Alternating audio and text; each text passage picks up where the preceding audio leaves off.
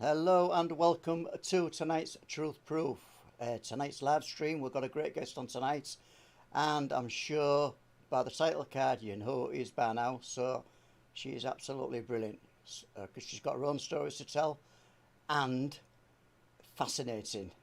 And I can't say that she will let us down at all. So I've got to welcome everybody to the show. And let's have a look. Let's see if people can actually hear me tonight. And we have got the microphone switched on. Yeah, so let's go through some names.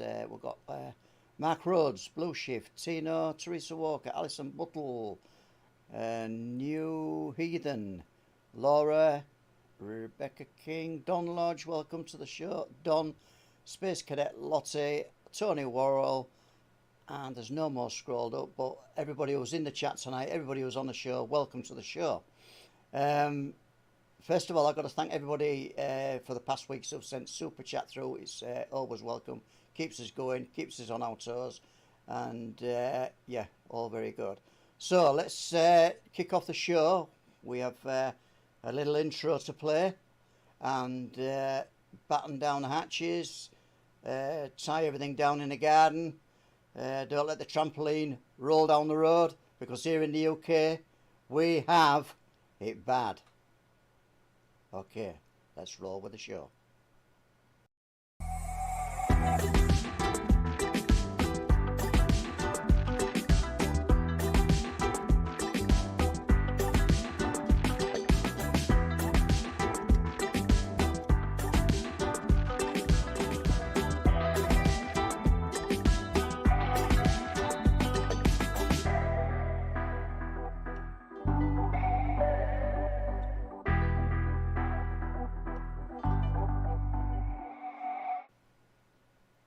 Okay, without further ado, it's time to bring Paul and his guest onto the show. Welcome, Paul.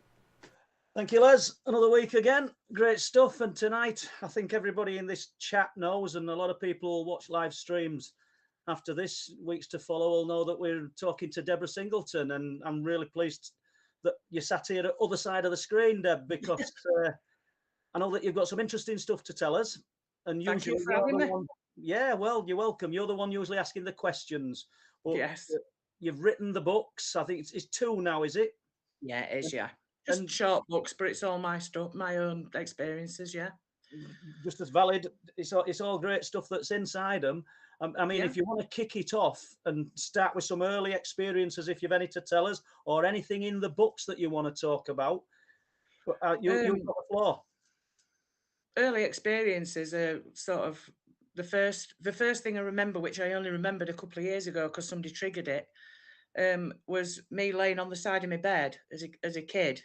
I must have just gone out of the cot into the bed, and I was laying and holding the edge of the bed, and I could see what looked like a person under the carpet rolling about backwards and forwards.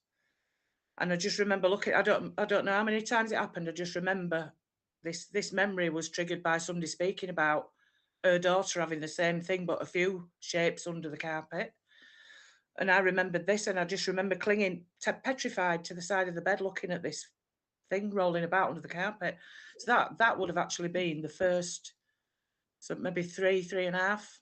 So when you say under carpet, are we talking about a rug then, and you can see something, or you just see movement under carpet? Movement under the carpet. I had I'm presuming my dad put it down because it was hard wearing, but you know the cord carpet really tightly. It was one of them, flat to the floor. But obviously there was something rolling about. It looked like there was somebody rolling about underneath it, like a medium-sized bloke. What an unusual memory to carry all them years, that, you know. I know, but how far was that buried back for it to be like all of a sudden triggered by somebody mentioning it? I burst into tears when she said it. So it had just brought. Yeah, so that this person who told you, I mean, you might not want to say this person's name. No, but I won't mention the name. No. Yeah, but how did that come into a conversation? She's telling you about this weird experience.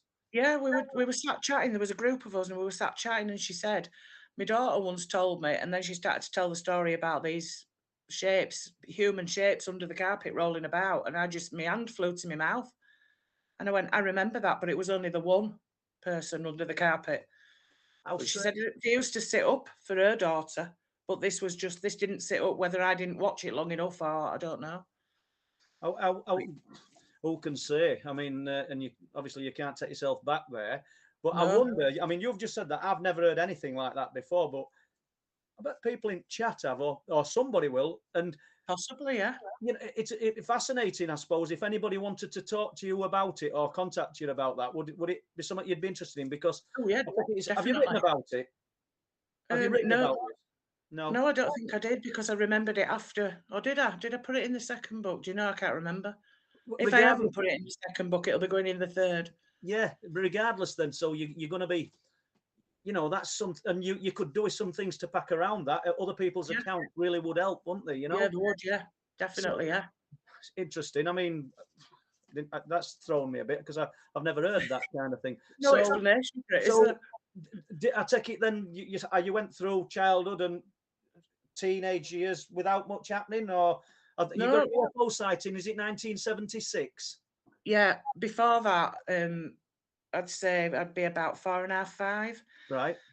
My mum used to put me to bed, and I used to she'd leave my bedroom door open, ajar, and I used to stare every night for it was 6 months to a year, and these shapes had come through, sort of, and they were in little frames, like little gilt frames, and there was a picture in the middle, and there'd be about 12 of these, and they'd go up and down in front of me, and like I said, 12 of them, and there were heads of kings and queens, carriages, you know, like the royal carriages, things like that in these little pictures. And when the 12th one had gone into the corner of the wall at the side of me, I knew I had to go to sleep. Just yeah, nice. It's interesting, and obviously these are independent. I know it's your experience, so I can only say what's in. Your parents haven't told you the story, and you've just no. My dad didn't believe in anything weird. My great aunt, my mum's aunt, was a clairvoyant. So my mum had sort of been brought up with it. And as I got older, it was just like second nature to me. It didn't faze me or anything. But at that point, no, I very rarely, I was always playing out. I very rarely watched TV. I was always in the back garden. And so these pictures in frames, were they animated? Were they moving inside the frame? No. It was just like you'd have them on a wall, displayed on a wall, but they were just spaced apart and they were just going up and down like that. And then when they disappeared into the wall, I knew I had to go to sleep, and I just went out straight away. Yeah. That's two things I've never heard before. So that's cool, isn't it? It's really good. So let's move on. Yeah. So the next one that I can remember is the UFO in 1976. Yeah. Certain parts of the year at primary school, you were allowed on the school field. So it must have been summer because we were all playing on the school field. So me and my best friend at the time, Sandra, doing handstands or whatever you do on a field, picking daisies. And I heard, she didn't hear it at first, but I heard this like really low droning noise, but deep, loud. And I was looking at eye level because obviously I didn't think to look up. And I said to her, "What's that noise?" And she just sort of like shrugged like kids do. I don't know. And we played for a bit longer, but this noise was getting louder. Anyway, I looked up and this enormous craft was above us. And it was just gliding really at 2 mile, 4 mile an hour, really slow. And we were both looking up, and I looked round, and all the kids were on the outer, where this thing was creating a circle above us. All the kids were on the perimeter of this circle. They weren't in the circle like we were. And we're looking up at it, and it was like, from the side, it would have looked sausage shaped. And it had tiny mirror mosaic tiles all over it.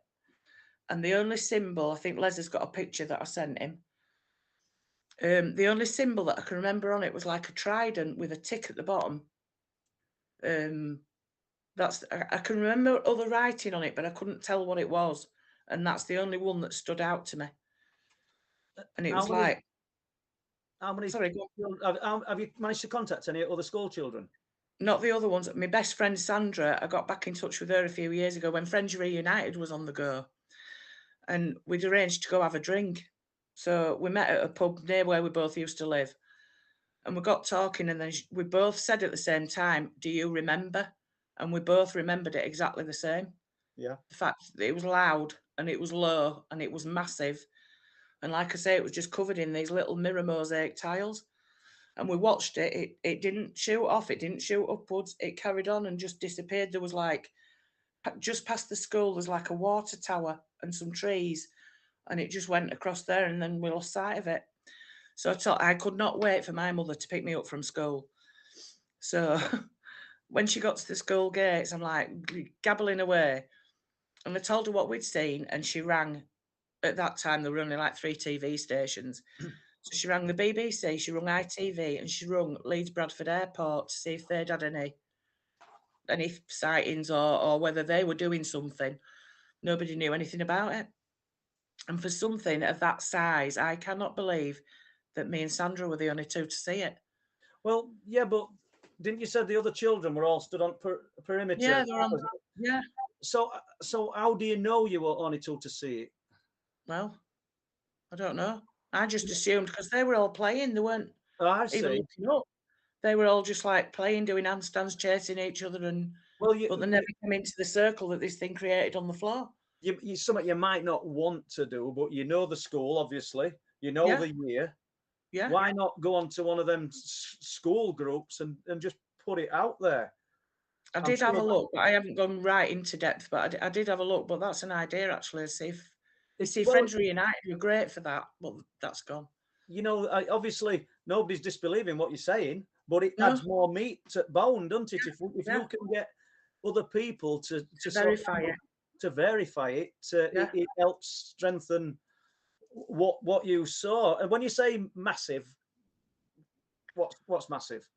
Oh, I'm no good with measurements. It just took the sky up above us. I know that it was like possibly 50 foot. I was trying to work it out when I was writing the book. I'd possibly 50 or 60 foot. Right, it was round. Yeah, definitely round. And I didn't see the top of it obviously because we were under it, and it was low. I was just going to say. So what height from you? The only thing I could liken it to was when I was a kid and we lived in the family home. We had 2 poplar trees, one either corner of the garden, and I would say they were quite tall, but I would say it was as low as the top of a normal sized poplar tree. I mean, you know how they kind of go up to a point. Yeah, so you're talking like 40 to 50 foot, roughly. Yeah, you know. Yeah, that is low. And the noise went away with it as well. It was like Yeah. the noise as it approached, and then it was loud while it was over us, but it never stopped. It didn't stop above us. It carried on. And so there's no feeling then. There's no strange lower silence to this. There's no Not that I remember. No. Electrical sort of static on anything. Don't remember. No. I don't remember if there was. And Sandra's never said that there was. She just remembered it how I'd remembered it. Okay, it's interesting, you know. Yeah. And before we move on to the sightings or the more of these experiences, I understand you're coming to Bempton, aren't you? Surely. On the 11th of March, yes. We'll put Bempton. There's 8 of us. BBR. We've booked a caravan at Thornic Bay, sorry. Yeah. So we'll be going from there. I know that Pat's coming as well, but she's booked into the hotel. All of you, but you know, Pat. I've been talking to Pat on phone, and and she asked us some brilliant, she asked us some brilliant questions in chat, and she's really supportive. And it'd be nice to meet her. I mean, there's a lot of plus elements to the subject, isn't there? And there's a lot of negative ones as well at times. What do you plan on doing? I think me and Pat have got a little idea of something that we're going to do up there, but I don't want to go into that just yet. Just go up there and see what we can see, basically. Yeah. I think we're having a bit of a get together down at the Harbour Cafe on the Sunday afternoon. If anybody wanted to come out for a meeting and meet up and sounds like a good idea, doesn't it? We all just decided we'd like to go investigate it, and it kind of rolled on from there. It gathered speed, and we've ended up booking it and getting a good deal. Have you got any plans, as in different locations that you're going to visit? I think the main one was going to be Bempton, but I would actually like to do Danes Dyke. I mean, when you took me down Danes Dyke, the atmosphere down there, as soon as we set off down that hill, was a bit. But I don't know if that's from what I knew about it from what you'd written. I don't know. I suppose that people's words can add a bit of a bit of horror and a bit of mystery to it, can't they? But Yeah. There's other times when people get to these spots and they you know, they say, I don't. There's a spot at Bempton, you know, and a lot of people have been around it, and it's close to this. It's a hill, Yeah. and people, should we say, who consider themselves to be sensitive or mediums, and they've all stopped and found some kind of strange feeling there. Mark Farnell came up with his family. Now, people in Chessel know Mark, and Janine's son is quite susceptible. I'll not say his name, but to that kind of thing. And I don't think I'm a medium or anything like that, so I'm not saying I've got great knowledge of it, but I do know when somebody's on the right path, simply because he flagged this area up. Yeah. They literally do said something doesn't feel right here. Yeah. And you know what? It's a repeat area. It's an area where lots of things have been seen. It's so within this zone of strangeness. I suppose anywhere in the world, there will be areas that are a little bit. If it were a pond, it's a bit deepest part at pond, wouldn't it? Yeah. You know. Yeah. So it's interesting that this particular area has flagged up. Yeah. It will form basis of the talk at Outer Limits and the talk at Chariots of the Gods in Blackpool, and I won't be doing the same talk.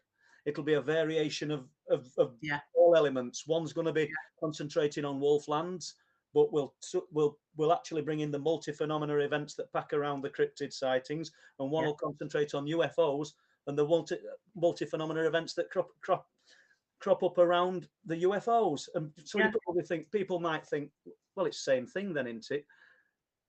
It is, but one's going to have a lot more. It's going to concentrate on the UFOs a lot more, and the other's going to concentrate on the cryptids. Basically, that's what it is. Because it's fascinating that everything within the subject seems to touch each other in some invisible way. Yeah. So I'm sorry for rambling. No, you're all right. I was just going to say, it's funny how you go on about places having a strange aura, and I was only on about this the other week. There's a road in Bradford that we go down quite a lot called Bowling Back Lane, and it's all industry and like metalworks and places like that. And as you go down, you can cut through to the main road in Bradford, the proper main thoroughfare. And I don't know why I'd been down Bowling Back Lane one day anyway. I thought, I don't want to have to go all the way to the top to go along, to go back down. I need to cut through. So I found this road and I started to cut through. And as I was going down this, it was part cobbled where the tarmac had worn away. So it'd obviously been a cobbled road. And I thought, I don't like this. You know, when all airs go up, and I started getting goosebumpy, and I thought, I don't like it. I couldn't turn around because it had started to narrow. I thought, I'm just going to have to go with it. And it was the walls were getting higher and higher, proper stone walls. And there was some sort of bridge across the top, but it was really high. And it was the sharpest S-bend. I thought I was going to get the car stuck on that road. Right. The sharpest S-bend with it in between these big walls that I've ever been on. There were rats running about. It was like I'd been taken out of our world and put in another one. Yeah. And I came out of there and I swore I would never go down that road again, and they've shut it off. Really? I don't know why, but they've shut it off, and it's like something to do with the council now. It's got like the metal fencing gates. I take it had to be a one-way. It's got to have been. No, it wasn't a one-way. You would have been buggered if you'd have come up the other side when someone else were coming. If you'd have met, I don't even know what you'd have done. No, because it was that tight. You had to literally crawl the car around. And I thought, why is this road open? It's an hazard. But it was the feeling, the creepy feeling. Yeah, well, just a bit oppressive, isn't it? You know. And then I found out that the next road up to that was where one of the Ripper victims had been left for dead. Okay. And I don't know, she survived, but I don't actually know if it was something coming from there. Maybe he'd been round there and there'd been some, I don't know. I'm just surmising there, but it just seemed a bit odd that it was so close. Yeah. I thought you were going to say you'd gone into some kind of time slip. You know, there was a lady, I may have talked about it once before on here, but there was a lady driving through, I think it was Burton Fleming, taking her children to school. She's driving down the road, and all of a sudden, the car's on a rough dirt road, and she's gone off the road. She can see a wooden signpost, a post with a wooden display board that says Thwing and other places around that area, because Thwing's close. And she didn't know where she were, and then she carried on driving, and then suddenly she's back on road. She's never been on that road before, and she's obviously, I don't know how it works, but she's obviously gone into some kind of vortex or some kind of, something's occurred where she's, I don't know, slipped back in time and then come. I don't know what happens. There's some kind of glitch. It's like a tear on record. It's a strange exactly. Yeah. Weird. So just to recap for everybody in chat, we're so pleased to have Paul Gledhill moderating for us instead of Deb tonight. And all questions put in capitals, and Paul will fire them to Les, and with a bit of luck, we'll get some good questions in, please, as many as you want. But moving on, what do you want to talk about next, Deb? I had my little list, didn't I send you all right, then I'll help you make it easier. All right, please. The 1993 cryptid sighting. Yes. Or experience. I don't know which way you want to term it, but I think it's a bit of both. It was an experience, I'll give you that. Yeah. We've been over to York to see some mates of my husband's. We've been out. They'd made us a dinner, and then we've been out for some drinks. And I said before we went out, I'll do the driving. I'm not bothered about a drink. So I were on coke all night. Went back to theirs, had a coffee, left in early hours of the morning. And it's a little place called Newton upon Derwent. Basically, there's just one pub and a few houses. That's it. There's nothing. So then you get onto the 1079, which takes you through to A64. So I did that, got onto the A64, and the fog was like, it was blanketing the road. It was like knee high. And it was really weird because you couldn't see the central, you knew where you were going, but you couldn't see the central reservation. You couldn't see the curb, verge of whatever. Anyway, that were all a little bit odd. The other odd thing was there were hardly any cars. Now this is like early hours of Monday morning. I don't remember seeing a car. Maybe the odd one went past, but that road is a trunk road. It's a major road. Yeah. A64. Even at that time, you'd expect to see a bit of traffic. That's what you're saying. Wagons, nothing. Anyway, we're coming. We've got 7 miles from home. He's fast asleep because he was drunk. And I'd got the radio on. I've got the window down, and I'm singing away. And I suddenly felt really terrified, and I didn't know why. And it was proper. At first, it was just a bit of anxiety, sort of a bit. Oh, I don't know. I just felt a bit odd, and I sort of looked round, and still no cars about. He's still asleep. Carried on driving, and the nearer to home that I got, the more anxious I got, and the more petrified I got, till I got to. I've sent Les a picture of the road this afternoon to what you call Horsforth Roundabout to drop down into the valley. And I got on that road and I was absolutely terrified, and I still didn't have any idea why. I couldn't put my finger on why. And as I'm coming down, there's like banking either side with a few trees on the top. And you come down and you get to the railway line that runs through to Skipton and whatever. There's the River Aire and then the Leeds-Liverpool Canal, and they're all parallel to each other. Okay. So I got down to the bottom, and it goes over a little bit of a hump, and there's a cutout for a bus stop on the left-hand side. And I saw this thing stood there. It was about 7 foot tall by 4 foot wide, sorry. And all it was just shaggy. There were no defined limbs or anything, but I knew that if I looked at that, I was going to die. That was the feeling that I got.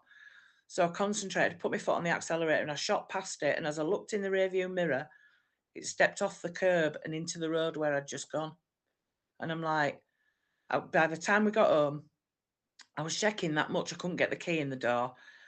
He's like, oh, it'll have been somebody in fancy dress, or it'll have been a tree. And I'm like, trees don't step out into the road. And fancy dress, who's catching a bus at this time? There's no buses running. Anyway, the next day, both my mum and dad was long split up, but they both lived in the same area. And I was going up to my mum's the day after, and then up to my dad's.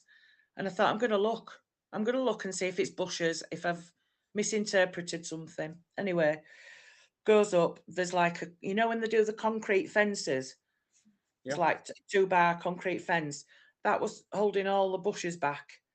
There was absolutely nothing. There was just the cutout and the bus stop hole. That was it. Nothing else there that I could have misinterpreted as something else. Well, I think you yourself when it stepped out into the road. What interests me is how many miles away did you start to get this feeling? I worked it out to be about 7 miles. 7 miles from my sighting. And it got stronger the closer you got towards it. So as you're driving away, I know you've said that you struggled to get keen, but did it dissipate the actual anxiety and terror?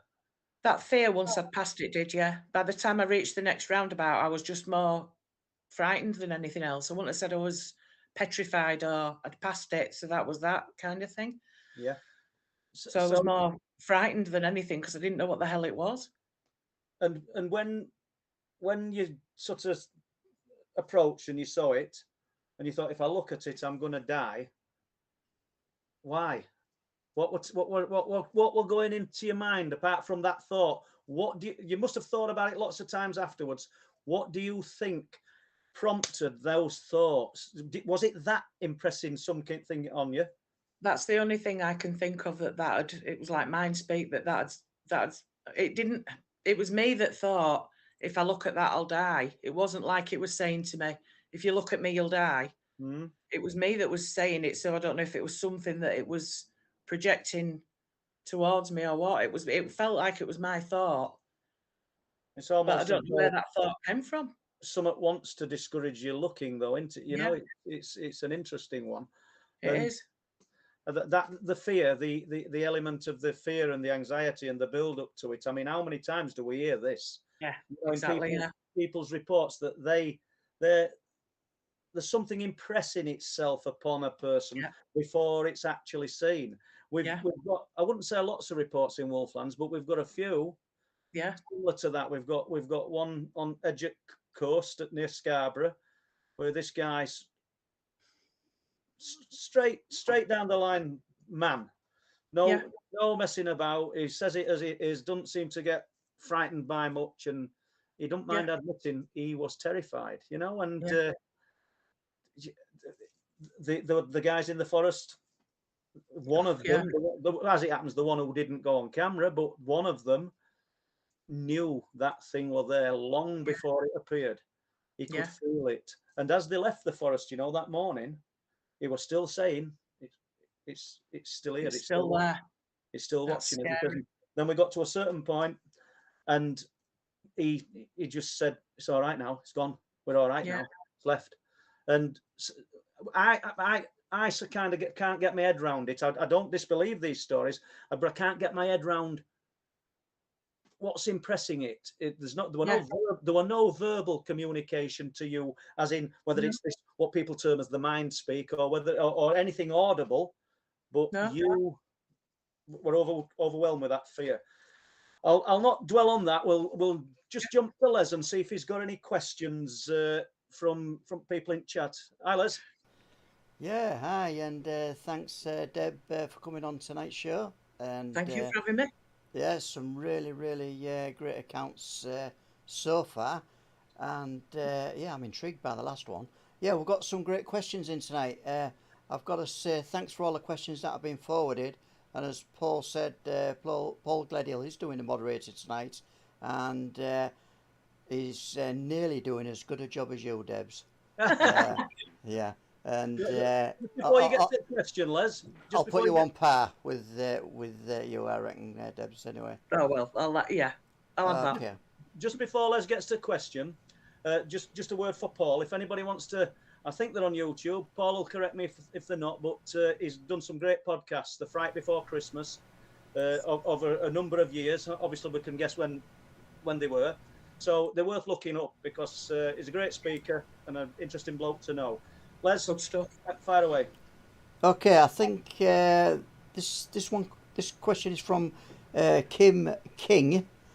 Try saying that, Debs, when you've had a few. Kim King.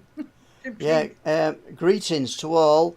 I'm wondering if Paul is familiar with the family who moved to a farm in Palmyra, Maine, and encountered wolf-type cryptids there? I'm not actually. I did see the question, and intriguing. If whoever's asked the question, because I can't see it now, has a lot of information about it, we'd love to hear about it. You know, Yeah. well, it's all relevant, but no, unfortunately, that's a no. But thank you. And do you know anything about that one, Debs? No, I've not heard about that. No, No. that'd be interesting to find out a bit more about it. Yeah, we'll have to do a little bit of research on that, won't we, guys? Yes. Stephen Freestone is asking, have you seen orbs, and what are they? So, to both of you. Well, I'll let Deb go with this one, and I'll have a go at it in a minute. I've not seen an orb with my own eyes, but I've captured what are clearly orbs on video. But I've always put them down to being... My granny witnessed a golden orb. She lived in a high-rise flat. And she said one afternoon she'd sat down with a cup of tea, and this golden orb just pinged into life, and it went round the flat at sort of thigh height, I think she said, and it whizzed all over it and didn't hit a thing. It went all round the room, and it was just this ball of gold. And then she said it came back in the living room and went and disappeared again. But I've never had anything like that. Like I say, I've captured what I do believe are orbs on film and photograph, but I've always been told that there's sort of spirit lights. But a lot of them are dust particles. I do know that, and I can tell the difference between the summit there and the summit isn't. You know, summit isn't. Do you know? I think I've probably seen more than one or two, but there's two I can recall. Well, there's one I can recall vividly, and there's another one that Jessica can. When I don't know how old she would have been. She'd have probably been about 12 years old, and she woke when we got up this particular morning. I think I was downstairs already, and she said that you woke me up, Dad. Huge staircase in this property before I turned it into flats. Yeah. You woke me up, she says, and we followed a white ball of light downstairs, all the way downstairs. And Jess remembered it, but I didn't remember it. But then one night, we're going back to, I would have thought, late 1990s, early 2000s, me and Mary had been out. Comes back home, watching a bit of TV. We had a little Staffordshire Bull Terrier, Ben. Yeah. Lovely doggy one. And Mary, as usual, Mary said, I'm going to bed, are you coming? And she knows that I'm going to say I'm watching TV. Yeah. And I'll wake up at 4 in the morning. Yeah, that's a man thing, that. So I'm sat, she's turned TV off, by the way, and I'm sat in dark, and I woke up in dark, sat in dark, and I could feel warmth at dog's side of me on this two-seater sofa. So I knew he was there. Yeah. And I just opened my eyes, and on end of my knee, my left knee, what a sparkling ball of light, the size of a big orange. Yeah. And it were all sorts of colours. It were amazing. And I kind of looked at it, and dog never moved, so I don't think he could have known. And it just exploded. And it had gone. No fear or anything. And I remember sat there in dark, and I went in my head, wow, do that again. So I don't know whether that's what we're talking about as an orb. We've seen spheres of light at Bempton. Me and Steve Ashbridge have seen them on more than one occasion on Wolds. More small, the orange spheres of light over the sea. I don't know whether we could term them as orbs. I don't know what they are. I've called them ILFs, intelligent life forms. Yeah, I'd go with that. But the small spheres of light we've seen above crops and on the East Yorkshire, in North Yorkshire Wolds. Me and Steve spent a lot of years up around a place called Cottam. Yes. And so you've got Langtoft, you've got Cottam, you've got Thwing, all these little villages. Yeah. And lots of UFO activity over the years around there and Sledmere. And that's where we've seen the small spheres of light. So all interesting. I think somebody's just come to your door there, Deb. Yeah. Hope he's come home from work. All right. As long as we're not holding his tea up, are we?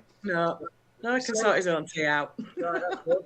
So let's move on with another question, Les. Yeah, great. Nickname is asking, Where would Debs like to investigate with Paul Sinclair? Oh, actually, I would say Dane's Dyke. Yeah. Yeah, Well, definitely. fingers crossed, because you know, I'll definitely meet up when you. Did you say 11th? No, it can't be 11th, can it? Yeah, 11th March.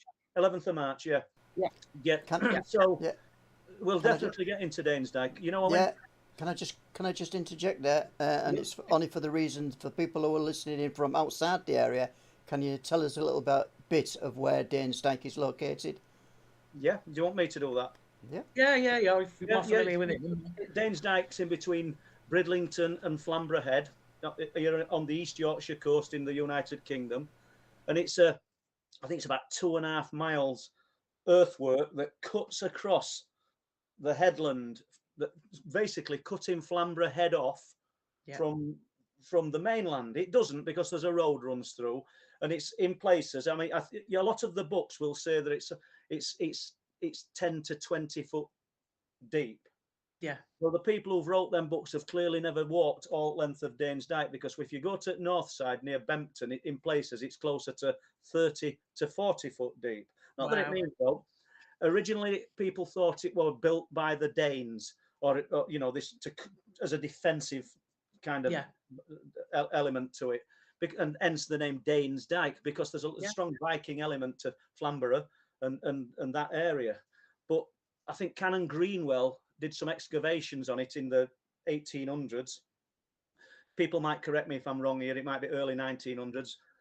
But basically, what they found were thousands of flint tools, which places it a lot older. It's Neolithic, Right. and brilliant spot. I mean, Andrew Collins and Richard, Andrew's friend, came, and we spent quite a long time in Dane's Dyke. And Andrew's friend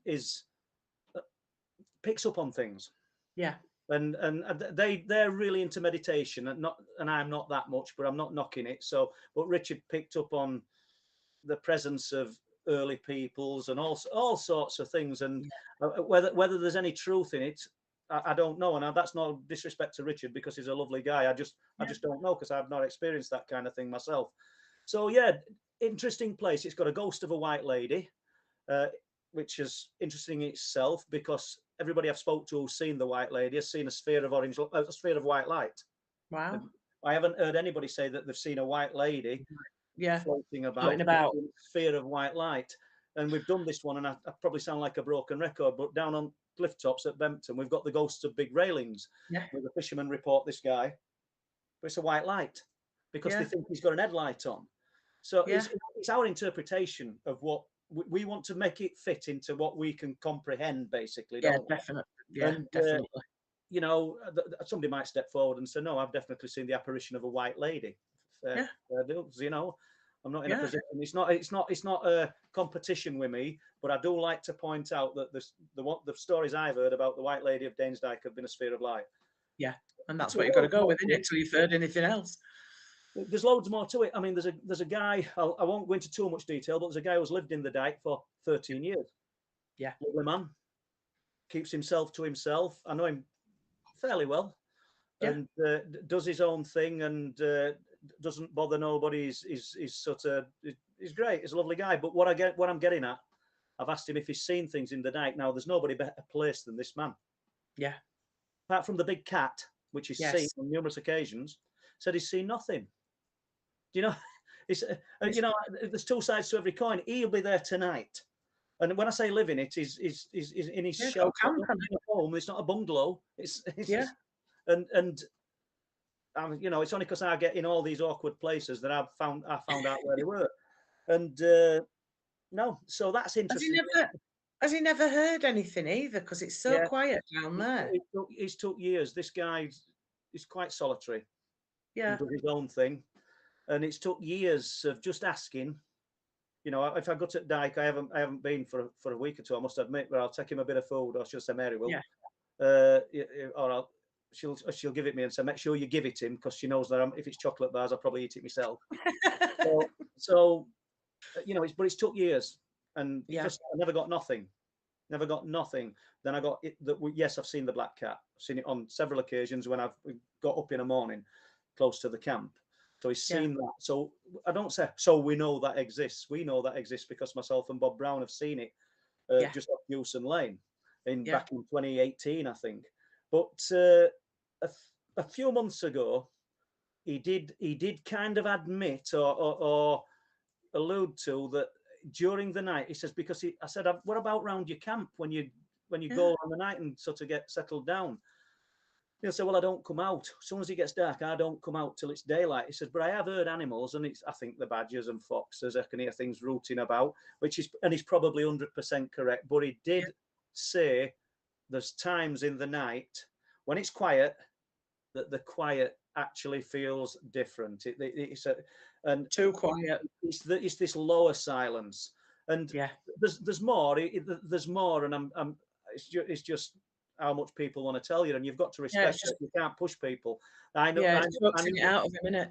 Well, the security guard, Deb, that worked on the golf course, which was at the back of Danesdyke, walked across there one night with his two staffies because there were a noise.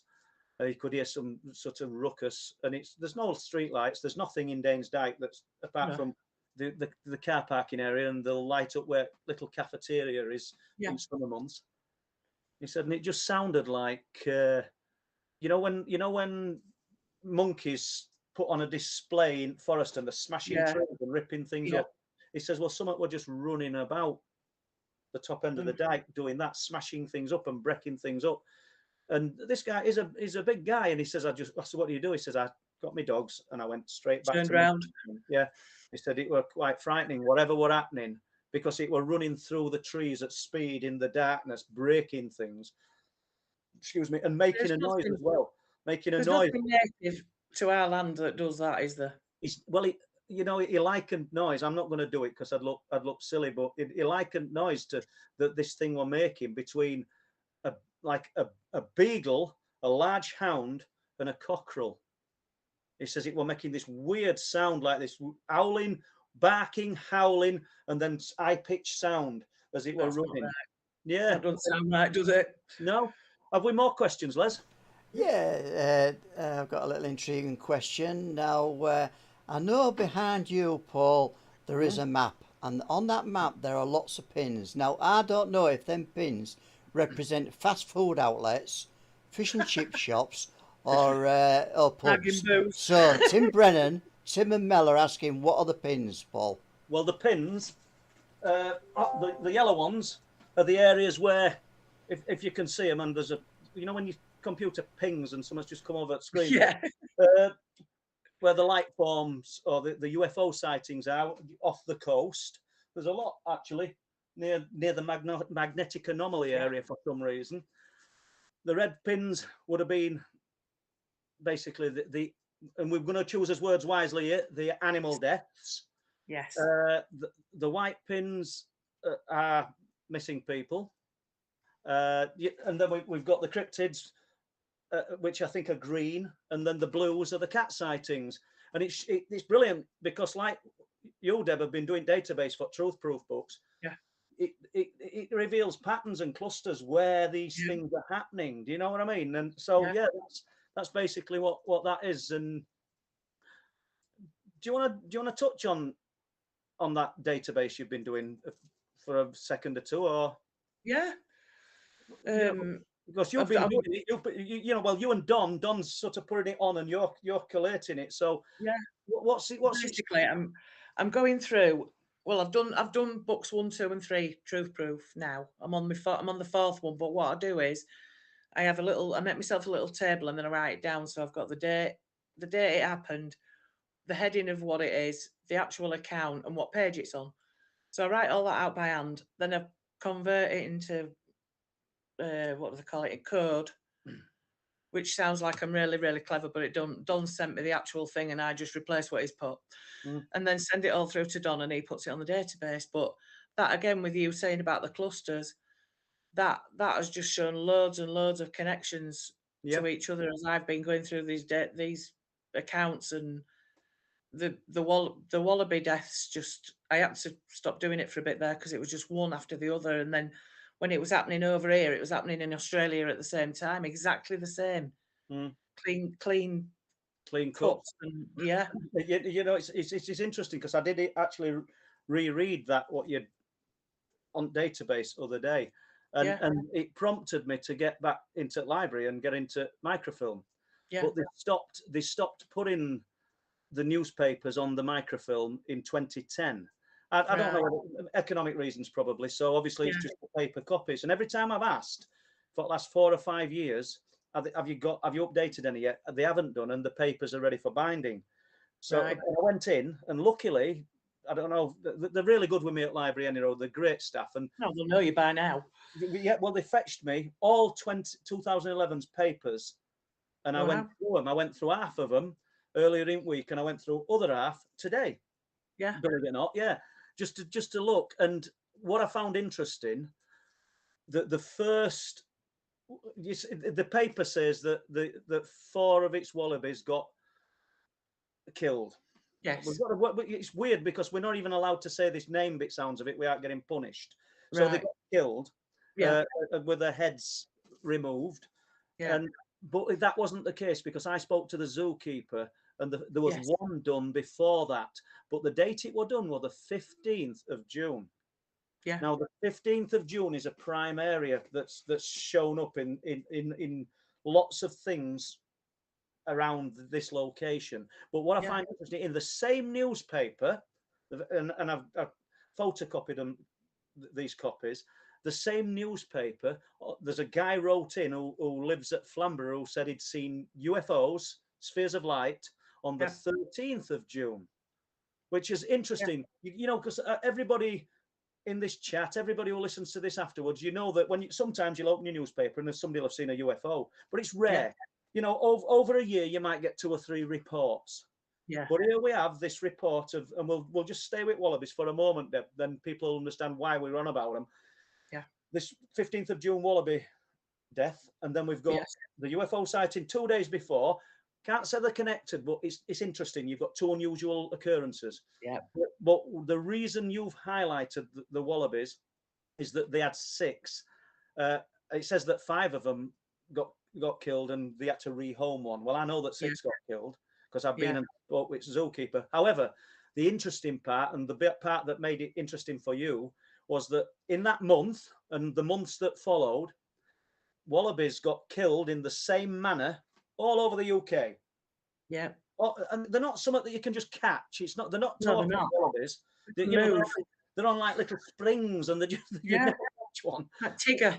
Yeah. So then when you look further, when you expand it on the New South Wales and on the Coffs Coast and the Emerald Coast, wallabies were being found killed in the same manner. You know, and the papers over there were saying, like, because a fox were blamed in the UK as being the culprit, a fox was blamed in Australia as being the culprit, even though the zookeepers and the people that were finding them said most of them were a specific breed type of wallaby. We say Bennets, they're the biggest. Bennets. Yeah. The fox wouldn't take one on. You know, the stand about this high. You know, they stand about 3 foot high, don't they? Yeah. It's not chicken. And most of them were Bennett's wallabies. So it kind of makes you wonder what was happening in July and on, not just in our country but around the world. I mean, I contacted the side of the world, a professor from Warwick University who were really helpful, by the way. I contacted him specifically because he were interested in big cat sightings. I'd noted that he'd analysed samples and things in the past, and I contacted him and I explained what were happening. And he were at a loss, but he thought it was some kind of internet craze, and people were doing it.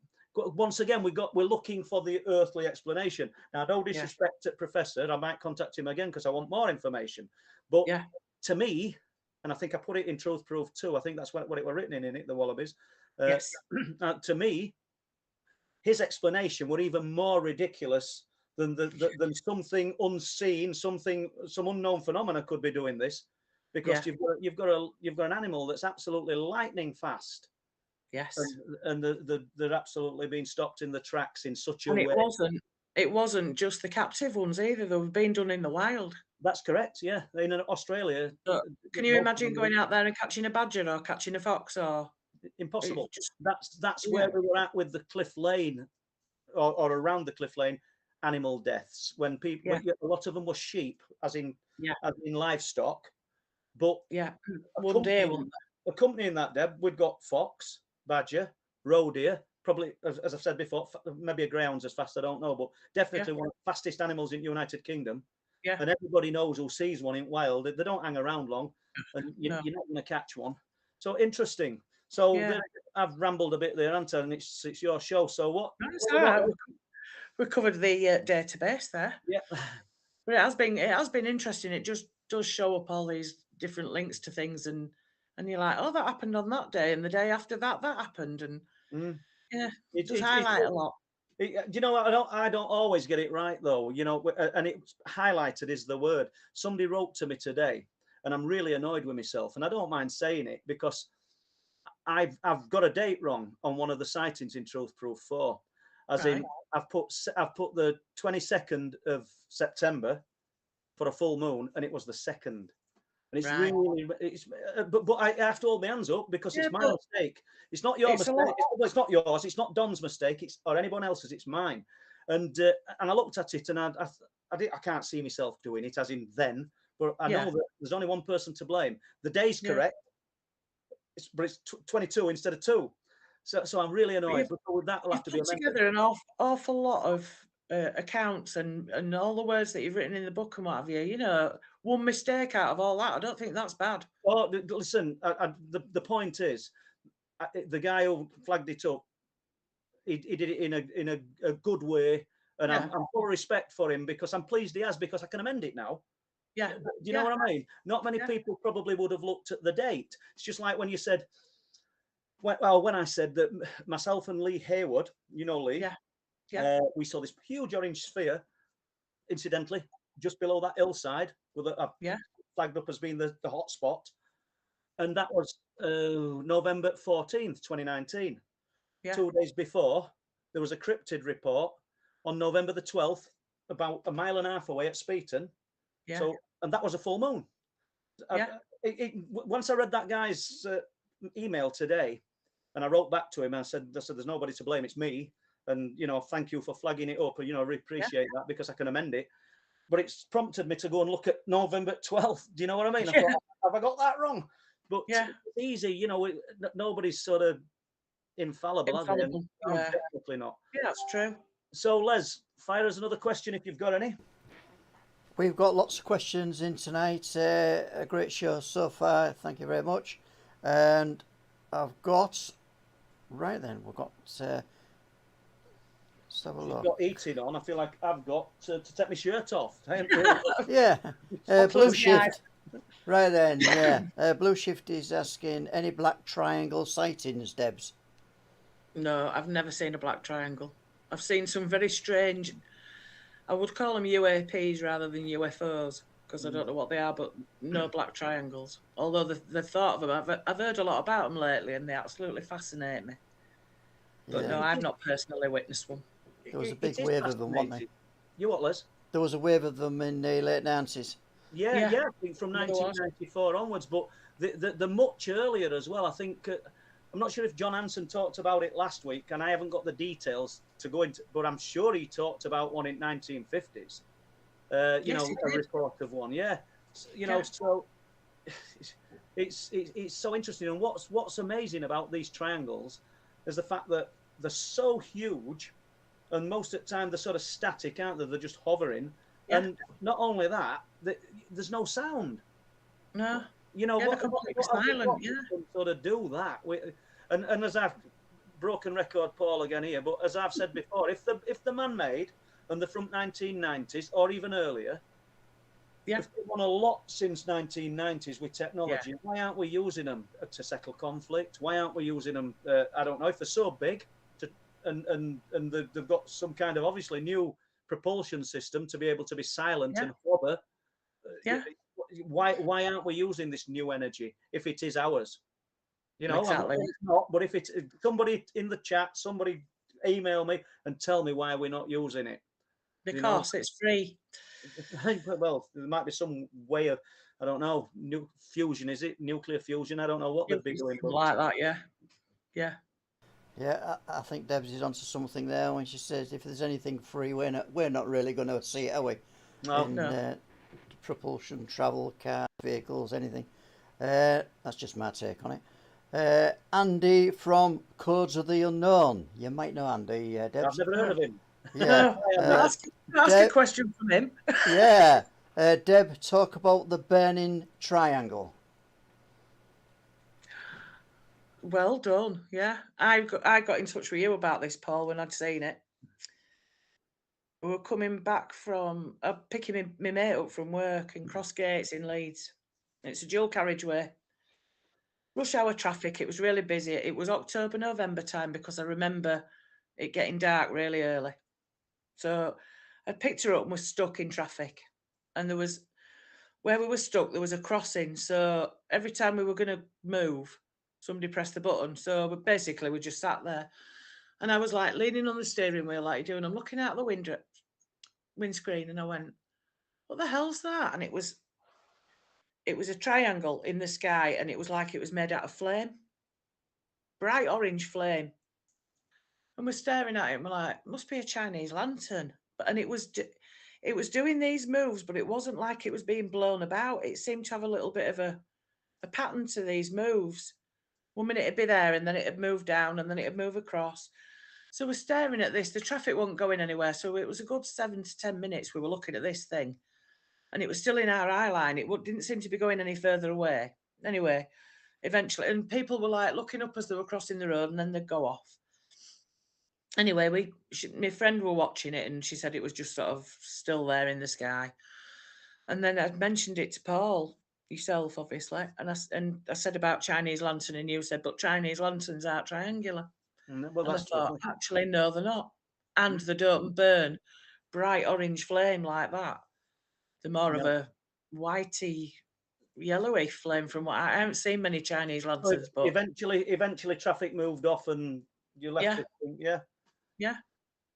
But it was just odd. It was odd. Another odd sighting. And like I said, people were sort of glancing up and then crossing the road and going off the phone or whatever they were doing. And People not interested, isn't they? You know, it's just yeah, of that's no it. interest to them. Or they thought like I did, it's a Chinese lantern. Yeah. You know, I was fortunate. I don't know if I spoke about it other week, and I'll keep it brief. But one for another time, Les. But I think we've got another witness to Hummonby, and this is a guy who's contacted me, and he's travelling home, and he gets to the garden centre between the Dotterel Public House. I realise some people won't know where this is, and the Hummonby Industrial Estate, and he sees a huge black triangle in the sky, low, and there's a car splayed across the road, a little estate car, a little hatchback, and an old couple looking up at it, and he stops and he's looking up at it, and he knows it was 1998, and he thinks it was the month of August that we'd had these. Not we. I sound like I were involved in it. I've only got my witnesses. These witnesses had it, and I'm thinking, and I've got to speak to one of the witnesses whose mum and dad used to come to the industrial unit most nights to see their son and talk to them. I'm thinking this is the old couple. I've got the car colour and I've got an hatchback. I haven't got a make, so it could be a Fiesta, it could be anything. You know, we're going back to 1998, but we've got another sighting. So that's brilliant. It's another little piece in the jigsaw. Yeah, it is. Over to you, Les. Yeah, and let's have a look. We have a question from. Let's have a look. Cryptids. Oh yeah, Steve Lewis is asking any cryptid sightings, Debs. Well, we've just probably done it, Steve. Yeah, mate. We've done Deborah's. Unless you've any more. Now then, tell us a little bit about some investigations, if you want, into the stuff that you've looked at. But with the stuff with like BBR, yeah, we did. We have got a couple of reports. We've got one. I got one report a few years back now, before I joined BBR. Somebody messaged me and said that a woman had seen a dog man just up the road from where I had my sighting, where the roundabout is. As you drop down the hill, if you were at the roundabout, it was to the right. There's a crematorium up there, and the grounds that it's in would be perfect for any kind of dogman, because there's like a stream running through, there's woods, it's quite dense in parts. So there was that. Never found out any more about that. I've tried to track that down and I can't. There was report that came in about a woman in a son wrote in and said that his mother lived in a farmhouse near Leeds Bradford Airport, and she'd been washing up or whatever, and she heard this really low, deep growling outside. So we're supposed to be looking into that, but again, people give you these reports and they don't get back in touch. They don't sort of follow it up, or they don't leave you any details for you to follow it up. Well, maybe, I mean, no disrespect to your witness or anybody, but maybe it's that difficult and it takes that long to pluck up the courage to actually tell somebody. Definitely, yeah. And then when you do, sometimes I don't know, I get the feeling that people think, oh, I wish I'd never spoke about this now. Yeah. Because they've seen something so profound, and then there's the ridicule factor. What if I can't trust this woman? What if this woman betrays my confidence, or this man, me, betrays my confidence and does say where I live, does say what my name is. It's a massive thing, and I do understand it. You know, I got a report of the week, and I've not heard back from people, and I would love to, but excuse me, you know, they've got my full respect if they never do. It's just how it is, and that we can't change these things. But then we've got the other dogman report up at Esholt Woods. Now, Esholt Woods, there's a massive water treatment works, and it covers a massive area. There's some of it that's disused, which has sort of been, the woods have been sort of formed around it, sort of thing. And what do you think it is, water treatment plants and running water? I have no idea, but it seems to feature quite a lot. I mean, look, you've got the Beast of Barnston Drain, haven't you? Water course, and then this up at Esholt Woods, water treatment. I don't know. Do you know, we've got reports of, obviously people are familiar with the word the Flixton werewolf, but we've got reports of this thing on the cars, but it's near the water treatment plant. Yeah. We've got reports, I've got reports that I haven't even followed up of similar things at Urton, near the Urton Moor, near the water treatment plant. You know, there's lots of them. But what I still don't get my head around it. I wouldn't say that I don't believe it, but I still struggle to understand, like you've just said earlier, I don't know exact words you use, but you said there's some woods there, there's this there, so it'd be easy for something to hide. I don't know. I don't mean I don't believe they've seen it, but I do mean I don't believe it could be there as some kind of bona fide flesh and blood creature eking out an existence. Yeah. It's real. We've just got to find what the real is. Yeah, exactly. My money. You know, somebody come up the other day, you know, because it was, I think, I don't know whether it was Brian Bowden or Jody Cook, absolutely great researchers. Really enjoyed speaking to them. Yeah. So you'll have to forgive me, guys, if you listen to this and I've got it wrong. It could have been Al Santariga who came on as well. Equally, one of them, but in the belief that these are the flesh and blood creatures. And I put the question to them, you know, how come the hunters, you know, can face these things in America? We don't have weapons, do we, like that? We're 30 yard six, hit its centre mass and it don't move, and they hit it in chest, and it's an animal that's as big as a moose, and they know that a moose would fall to the ground. And whoever spoke to me, and I think it was Jody, said, you know, they've maybe got some reinforced kind of bone structure, and then somebody pointed out to me in an email afterwards, and I kind of have to agree with him. These guns, some of these projectiles would go through a car engine block. Yeah. Do you know what I'm saying? So and the same applies for the beast, the wolf that they shot at Skinwalker more than once when it was trying to drag the calf through the fence. Yeah. And it had no effect on it apart from blow a lump of flesh off it, and then it ran away. Yeah. Using a weapon that would normally just, it had terminated, the end of life. So yeah, it would, I can't get my head around why people can't believe that there just could be some kind of other type of life form or, Yeah. or entity that we're dealing with. Yeah. That's just my take on it, but what do I know? So, fire away, Les. Right, I've got a question from Janice Parry. Are you planning on visiting Redstone Monolith? Lots of ancient. I'll be things passing it about on my way. I'll be passing it on my way through to Bridge. that. Yeah. If I take that road. But are you guys going to visit it during evening or no plans? I don't think we've got any plans to know. No. It's a brilliant No. spot. I went with Tim Yeah. Brennan earlier in the year. Well, it's only about 15 minutes from me, 10, 15 minutes. So it's an interesting. There's energy there. You know, you can feel it, kind of thing. Well, Tim was on our Code of the Unknown last Friday, and I shared a picture with him that mate had took. I think I sent it to you as well, where they chalked a symbol on. You did. The monolith. Couldn't really see what it was, but it looked more than, it wasn't graffiti, was it? It was. Well, I went after you'd sent me a picture, but it had been removed. You know, they cleaned it. Yeah, they cleaned it off. It looked like it was only drawn on with chalk or something anyway, but it looked quite precise, whatever it was.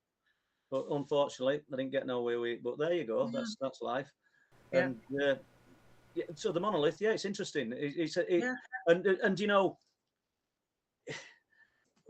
me and Tim should have been doing a bit of work on it earlier in the year. I think, Tim knows it, with History Channel, and I think Tim went on and did a bit, talked about it a little bit, but for one reason or another, it didn't come to fruition what they wanted to do. But I'd done some research, and it were excavated by William Strickland. Tim can correct me here because I've not got it in front of me, but I think it was late 1800s, early 1900s, and there was as much stone below ground as above ground. Wow. And I think it's just under 29 foot. Some people say 27. I'm going to measure it, I'm going to take some slate lats and actually do a proper measurement. And it'd be quite easy to do. But anyway, regardless of its height, it's in between 27 and 29 foot. So there's allegedly as much stone below ground. But what were interesting, he found a huge quantity of human skulls. And so the archaeologists of the day concluded that originally, before the church was built, this site was potentially a sacrificial site as well. Yeah, which is interesting. We've got a church there, and we've got the monolith, and what we've got to understand, or what people probably don't understand, is the monolith were there before. It predates the church. Yeah, it was there. It was, the church were probably there to crush a pagan religion. But it still stood the test of time, this piece of stone, hasn't it? This piece of gritstone that's potentially from Caton or Cornelian Bay. It's travelled from one of them places, or it's moved on a glacial flow. But it's there, and it's an impressive piece of stone. And we found, I don't think we've talked about it, Les, have we? When we interviewed Gamekeeper, we found a huge lump of stone, huge chunk of stone in the forest, where next to where the sphere of light sprung up from the ground as he's walking back that night and the start of his events. Hence, we've got the light form connection and the cryptid connection in his story, and that's why I've channeled these talks as being multi-phenomena events. But we're loading one towards cryptids, and we're loading I am loading the other towards the UFOs, and the cryptids are on the peripheral. Right, more questions, Les, or we'll move on with some. Yeah, I might be able to fit a few more in. We have got lots of questions, and thanks for everybody for sending these questions in, and thanks to Paul Gledhill for moderating tonight. Yes, great. Thanks, Paul. It was picking all these questions out, and I've got a question from Mark Rhodes. Welcome to the show, Mark. Have you had any Sasquatch experience, Debs? Well, we've covered the cryptid, but if I had to put a label on it, I would have gone more towards Bigfoot, Sasquatch. Don't know. I think they call them Sasquatch more Canada, America, don't they, than over here. Yeah. So I would say that would lean towards more Bigfoot than Dogman. So you're talking about this thing that impressed this fear on you? Yeah. You would say that one more? Yeah. If somebody had a gun at my head and told me that I had to name it, that's what I would go. I'd have to go with that, because I couldn't see any features. I couldn't, like I said, I couldn't even see any eyes, but I knew it was staring at me. Mm. Couldn't see anything, just this massive shaggy shape. I just don't get my head round how from, well, you said 7 miles, well, it could be Yeah. 6, it could be 8, but Yeah. from that distance, the fear started projecting on you. That's Yeah. the, do you know, out of all the things that we look into, this descent into a lower silence, this Yeah. fear that you can't even account for, and then something happens, because of many times the witnesses say that's where it's at for me. That's where Yeah. the research needs to be. If any, Yeah. if anybody wants to get their head together with me and work on that part of it, I'd gladly do it, because better people than me, let's put it that way. There might be some with more scientific brain who want to look into it. I'm game, because that's where the key to unlocking this phenomenon lies, in my opinion. I have been told, actually, by somebody I shall not name, but I've been told that if I had actually had the thought to look up out of the car, I would have seen a UFO tracking me. I'm not sure whether I would or I wouldn't, because I never looked. So, right, okay. But I've been told on good authority that I was probably, that was what was causing all this panic. And yeah, obviously you don't know, and it's speculation, and that's no disrespect to who's told you that, because what have I just done? I'm only speculating. I am. Yeah, that's all we can do, isn't it? Yeah. Okay, yes, and I've just noticed in the chat we have some super chat coming tonight. I've got to say thank you, everybody who's donated through the super chat. Always welcome, as I say. I've got a great question here, Debs, and this is from, you ready? Patricia Adams Wright. Welcome to the show, Patricia. Yeah, and it's a good question. Debs, have you ever been affected by ley lines? I wrote that. Yes. When Mick and Caroline Mick and Caroline from the WIT team came over, and we decided we're going to, there's a road. My grandma used to be in a nursing home on this road, and that runs at the back of the crematorium that I was on about. It's within this triangle of sightings. Anyway, we decided we were going to go check it out. So we went down, it's called Knott Lane. We went down there, but on the way there, as you're coming up to the roundabout, there's a massive stone. I've never noticed it before. It was Mick that told me about it. Right next to, there's the road, there's the path, and then the walls for somebody's garden. And then there's a row of terrace houses. And there's a really old, what you'd call like a marker stone. Can't see anything on it. It's just like an old stone sat there. And he had his EMF meter on when we were going past in the car, and it just went off the scale as we got level with this thing. So anyway, we starts walking down Knott Lane, and it was like all of a sudden we'd all been on the beer. We were staggering about, couldn't put a sentence together, hold a conversation. It was just like, and it felt like a band that we'd walked through. And we came out the other side, I'm like, what the hell were all that about? And I think that was a ley line. Yeah. But it was just like we'd been out on the lash. Couldn't stand up. But it's funny, coming back up there, there's a little chapel. I noticed the little chapel when I used to go see my grandma. And it was the Order of the Golden Dawn, which was Aleister Crowley's lot. Yeah, I've heard you talk about this, actually, yeah. Yeah. And then when we went down, it's changed now to the White Spirit Lodge, which is a sort of a spiritual thing, but you've got to pay a fee to be a member. Anyway, Mick had decided, when we came back up the hill, Mick said, oh, I'll get some photographs. I didn't get any photographs going down. So me and Caroline went over to the wall to have a cig. And as we stood there, I looked over the wall, and it was a grass field, really short grass, not a grazing field. There were no cows, sheep, nothing in it. And where the wall dropped down, it must have been 10, 12 foot down. There was wild garlic growing, and there was a massive patch that was just completely flat. And it was in between these big trees. So whatever it was, I'd have had to squeeze in to flatten it.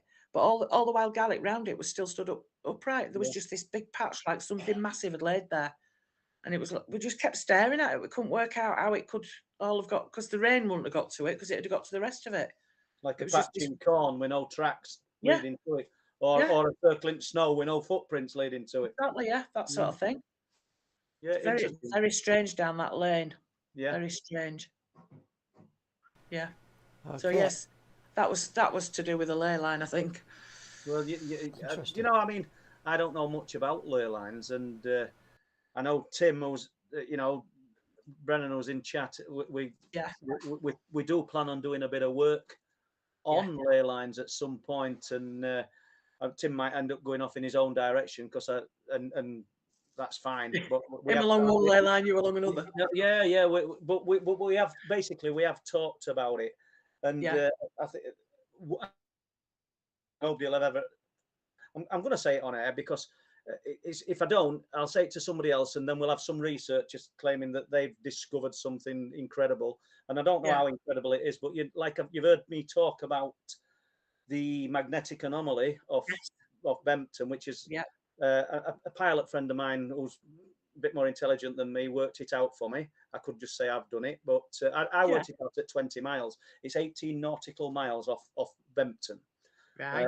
That's where, but we don't know that's the epicenter of the coordinates, latitude, longitude. Yeah. But it could be 10 mile wide in circumference. We don't know that, do we? Because I've got lots of reports from trawlermen who've encountered it over the years. But what's interesting, what I found out recently, it's on the prime meridian line.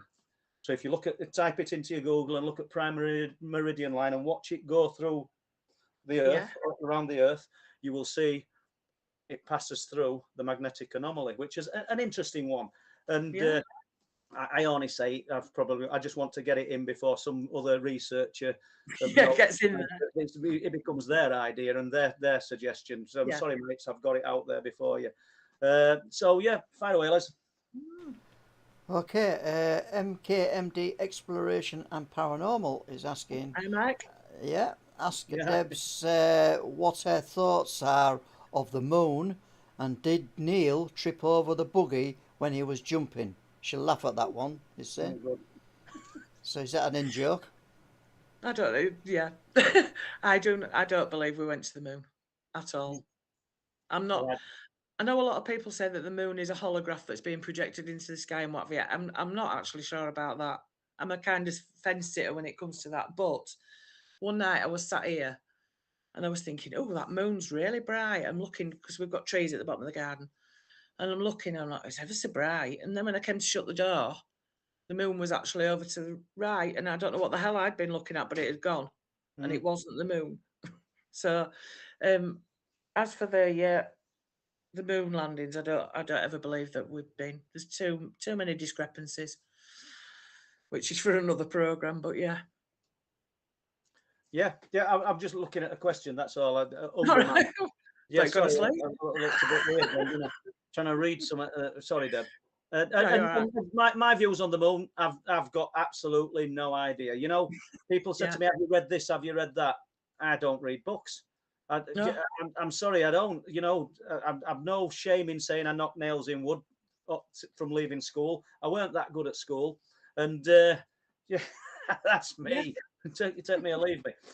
So fire away, Les. Are we more, or are we going on to? Yeah, Nickname is asking, is Debs going to be joining you for any of the Wolflands? Well, it's a pity that Deb's experience, because I think it weren't just a sighting; it were an experience. That, in my opinion, it's a pity you're not a bit closer. Yeah. Because, all right, maybe we're being a bit picky, but we have encompassed East and North Yorkshire. Yeah, you have, yeah.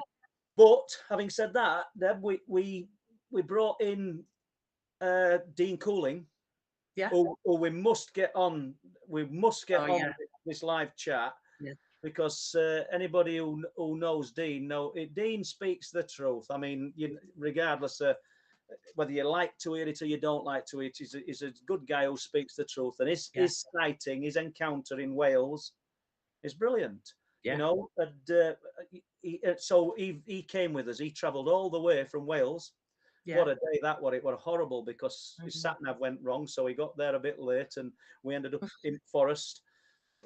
Probably were we about 3 hours late, Les? You guys were in forest, weren't you? Yeah, it took us 2 hours, 2.5 hours to get the fire going because nobody had thought of bringing any firelighters, and it'd been peeing down with rain and earlier, so Not good. yeah, so we would have made very bad Boy Scouts. Yeah. and we arrived late because I had to wait for Dean, but that were unfortunate, and I did feel for him because he'd come on a motorbike in horrendous weather. But anyway, so we're sort of rambling. So just to cut through it, yeah, we got Dean's impressions and things. So yeah, sometimes I suppose an outsider's experience might be valid. Do you know? It's knowing how to incorporate it, because we've struggled knowing how to best incorporate Dean's, because everything, you could say 99.9% of Wolflands is East and North Yorkshire witnesses, even if they're not from that area. Some of them have just been visiting and they've had the experience. Exactly, but so good question. One we'll think about. Thank you. Good question. Yes, thank you. Can I just fit one more in? Oh, please do. Yeah, it's all good. It's just that Paul is telling me we have lots of questions, and I will do my best, guys, to get through these tonight. Well, Les, providing Deb's happy, just let's go with going. You're not disappointed. Just keep doing Debs. Yeah, it's up to you. Entirely up to you. It's your show. Yeah. Right. Here's a good question. I like this one. Umbraman is asking, when Debs feels nervous or uneasy, does she do anything specific to overcome this? Not really, no. I just go. I tend to go with it. If I feel nervous or uneasy, and I'm in an area that's making me feel like that, I will remove myself. That's probably But I have, I suppose I've tried like calming myself down and breathing and what have you, but sometimes that don't work. But it's not often. It's not often I feel uneasy or scared, or I don't know. I might do when I get to Bridlington. Before you go in next question, Les, because I just need to say something, that we don't need to read his question out until you get to it. But I noticed a guy called Dave Sadler in chat. Dave, John Hanson contacted me a few days ago wanting to contact you.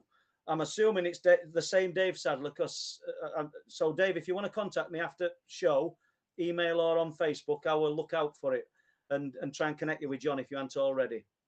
Right, let's go on. Right, it's at this point where we do a little bit of self-promotion, Debs and Paul. Paul, we'll start off with you. Can you tell people about your website and what's on there, and where they can report anything? Yeah. Well, I think there might have been a new sighting on it today. So we have a sightings page, and they're all quite original, so which is good. It's not something we've just ripped from another site or anything. So it's truthproof.uk. All the paperback books are for sale on there. They're also for sale on eBay. You can't get the paperbacks on Amazon anymore, but you can get the Kindle versions of all the books. So yeah, basically that's where to find them. But more importantly for me, if you've got any reports, UFO related, cat related, cryptid, just email me. Send them to me. Send them to the website or to my email address, which is all lowercase, Paul Sinclair ILF@gmail.com, and I'll do my best to kind of document it and put it out there. And we're just constantly looking for new information, because it's packing meat around the bones of the truth of this subject, and that's what it's all about. Over to you, Deb. My two books, Life is Strange, Life is Stranger, both available on Amazon, Kindle.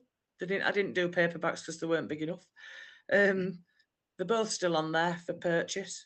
I'm part of Codes of the Unknown, obviously, so any reports you want to send to us, Codes of the Unknown website is www.codesoftheunknown.co.uk. There's a reporting area on there for sightings and stuff, or to get in touch with us for any particular reason you want. And obviously we've got the Facebook page. And your co-host is Andy Booth. I'm my co-host, or Andy Codes as he is now. Andy Codes. Yeah, live streams every Friday, and as the weather gets better, there's going to be like alternate live streams, interviewing people, and then investigations in between. So Yes, Excellent. it's Yeah. all good. And then obviously my BBR work. I think everybody knows BBR because half of people in chat are a bit on BBR.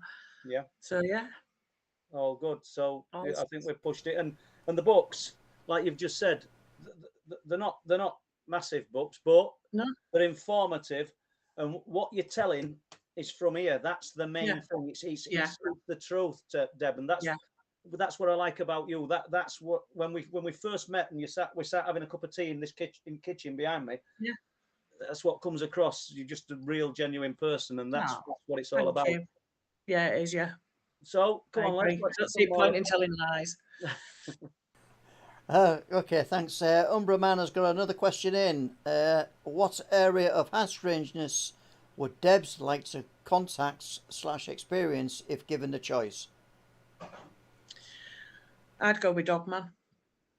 I know it's quite frightening, and anybody that's had an encounter with a dogman, quite frightened. But I would say I'd want to investigate that. I Well, want let's to know expand on that. what. Let's just expand on it, because he might not have meant that as well, and we don't Right. know, or we don't know. I shouldn't say don't, should I? It's just the Done. Yorkshire coming out. We don't know. Did Umbraman mean what area, as in location? What Our specific place? location. I don't know. It didn't sound like that. Okay, that's just my thinking then. So if there were a location that you wanted to visit, I'll ask a question to look at. What would it be? I know everybody says it, but it would be Skinwalker Ranch. Mm. Definitely. Oh, why not? Why not? Yeah. You know? Definitely. There's too many things going on there for you not to want to go and investigate that. And Area 51, I suppose. Mm. There's a lot of things around that. Well, sort of, yeah, around that area. You've probably got more chance of investigating Moon, you know that, don't you? I do, yeah. I'm building myself a moon buggy in there, Okay. in the man cave. Yeah. Patricia Adams Wright is asking, how does Paul and Deb think that all these different phenomena are linked, if indeed they are? How do we think they're linked? Well, how do I think they're linked? I don't know. I don't know, Pat, honestly. All I know is that when you've kind of got to put it all together and look at it. Yeah, as a 15th whole. of July is figuring for Yeah. Bempton, for aircraft tragedies, for Yeah. animal deaths, for light form phenomena sightings. All right, Yeah. that's just one date, but we're getting multi-phenomena events over many years, encompassing in that rich area of what is happening. You know, so I don't know the ingredients. I don't know that what's gluing one to the other, even if it is, or is it just the area? Is it the area that's able to let these things manifest, and actually none of them are related? The only common factor is the area. Yeah. I don't know. What's Yeah. your views on it? No, I'm same as you. It could be that's what I would have said. Okay. That's the contributing factor. All these different Yeah, things happening. it just could be the location. Like I keep banging on, Yeah. location is key. Yeah. And I could be off the mark there. It could be just that we're in a location, and it could be just one phenomena. It could just be one thing, because it could be people concentrating on the cryptid type phenomena, and we might all be barking up wrong tree. I'm sorry for saying barking, pardon the pun, but we might all be doing that. All of this phenomena could be being created in here by us, the collective conscious, and we're all thinking about cryptids, and suddenly, almost like a hologram, these things are appearing. I don't know. Do you know what I mean? But you get all this concentrated thought, you get all this intent and all this emotional thought, and suddenly people are seeing cryptids at Bempton. Because I'm not the person reporting these things. You know, it's people coming to me, that seeing them, and the people that are coming don't know each other. That's another interesting aspect of it, and actually they're not really, in most instances, very, very willing to talk about it. It's you might find out about many of these things from one of their friends who's been told, and then when you talk to actually get in touch with them, they're quite reluctant. It's like pulling teeth trying to get information. So I don't know. Great question, but sorry, the words I don't know. Lee Roscoe is asking, what does Debs think about the cattle killings? Well, Ali, I don't know what to say about that. It just, there's something going on in there. It's not just the cattle killings, is it? It's the sheep ones, and I'll look by you, the porpoises. That still astounds me. The porpoises. The porpoise. It's not. It's seals. It's. Yeah. I mean, right. Here's a weird one, and not a weird, but we'll not go into too much detail, but because it could be just some kind of poisons. But what's happening on the eastern North Yorkshire coast at the moment? Thousands and thousands of shellfish washing up on beach dead, as in crabs, lobsters, whelks, all sorts of crustaceans, all the way up and down the eastern North Yorkshire coast. And dogs, people veterinaries are advising that people don't walk the dogs on beaches. This isn't scare tactics from Paul Sinclair. This is what's been put out. Yeah, I've seen it. Dogs are falling ill. Dogs are been taken to the vets having some kind of strange sickness. Yeah. Sarah, one of my daughters, their dogs fell for it. He's recovered now. He's okay now, but he'd been on beach in Filey and he'd been really ill. I've not took our little dog, but so what is it? I'm not, and this isn't anything remotely paranormal, people, because I don't know what it is. I've seen a couple of reports saying that it's something to do with them dredging up at the northeast way, but I can't see how that would affect so far down. Well, there's an awful volume of water between there and the east coast of, our east coast. It doesn't make any sense that would affect that. Strange, isn't it? But I mean, the shellfish, I have no idea. But I mean, the newspapers around us are sort of showing pictures of not just like little crabs and all sorts, isn't it? Just littered with crabs and lobsters, all dead. And it's a massive worry, and a massive worry to the shellfishing industry. But anyway, it is, we're not that kind of chat show, are we? So let's move to the unexplained. Come on, Les.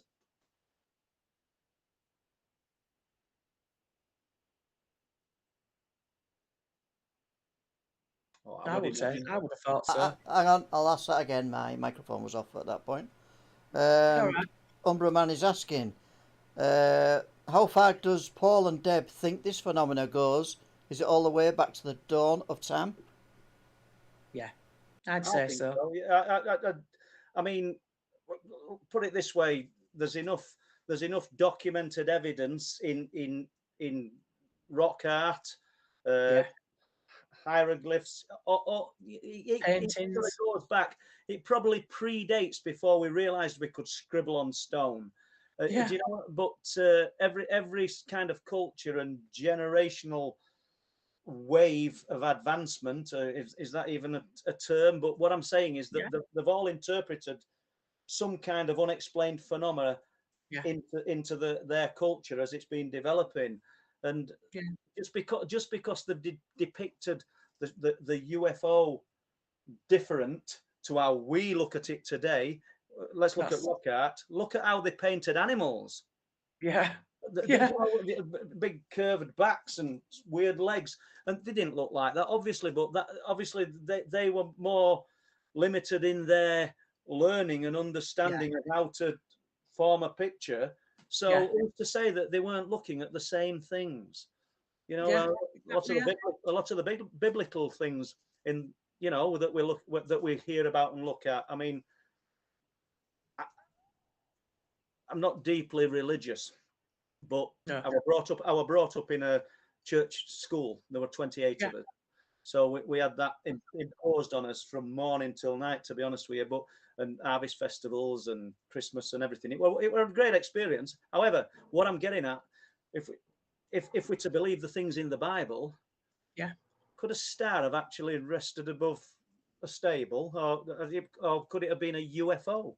I'm not. Exactly, do you know? Or could it have been somebody telling? Or was it somebody just telling a story? And it were neither. We'll never know, will we? But I think we'll move on. Come on, Les. Paul Tuckett is asking, and I think this is a very interesting one. Did either of you get any extra reports of high strangeness with a recent sun activity in your area? I haven't heard anything. I think that what Paul's just been talking about is well worth looking into. The sunspots and this. I don't know a lot about it, but I've got a friend who does in Bridlington, and he always highlights when these events are occurring.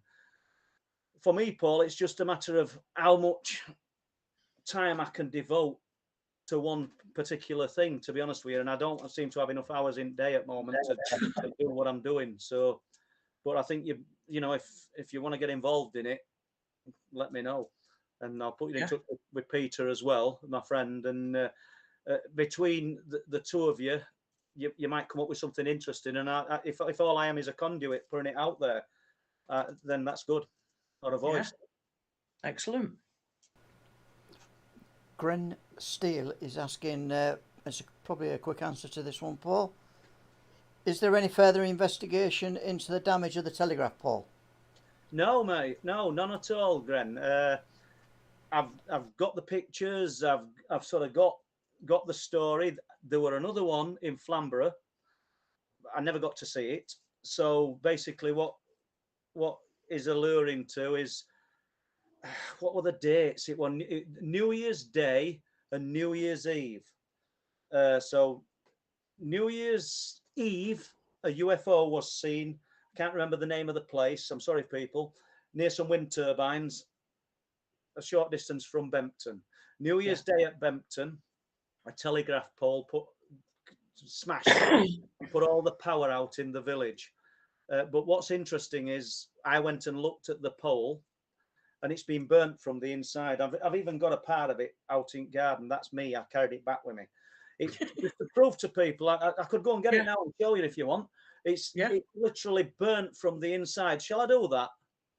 Just out of interest. Carry on talking for a second. Yeah, that's great, Paul. And I'm hoping that nobody's internet has gone down because Paul's got the pole.